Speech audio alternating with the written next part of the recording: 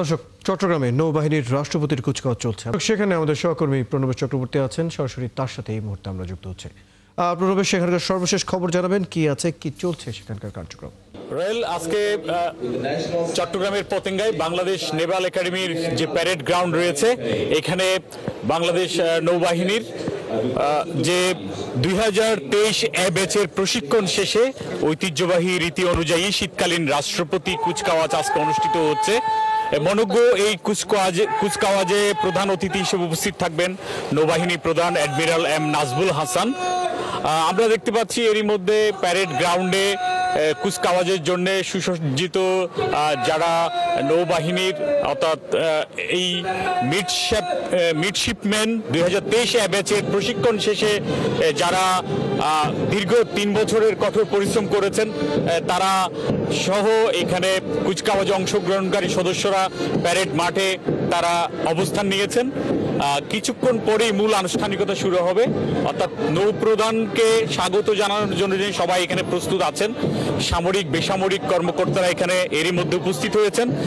আজকে এই অনুষ্ঠানের মধ্য দিয়ে বাংলাদেশ নৌবাহিনীর 2023 এ ব্যাচের 2 নারী সহ মোট 31 জন মিডশিপম্যান 3 বছরের কঠোর যে সামরিক প্রশিক্ষণ এটি শেষে সাব লেফটেন্যান্ট পদে তারা কমিশন লাভ করবেন। তো এই কারণে এই যে ঐতিহ্য, সেই ঐতিহ্য অনুযায়ী আজকের শীতকালীন রাষ্ট্রপতি কুচকাওয়াজ অনুষ্ঠিত হচ্ছে। এটির মাধ্যমে আসলে তারা কমিশন লাভ করবেন। তো আজকে যারা এখানে চৌকস মিডশিপম্যান হিসেবে যারা সোর্ড অফ অনার লাভ করেছেন এবং বিভিন্ন পদক যারা লাভ করেছেন, তাদের মধ্যে এই পদকগুলো বিতরণ করবেন নৌপ্রধান। তিনি স্বহস্তেই এই পদকগুলো তাদেরকে দেবেন।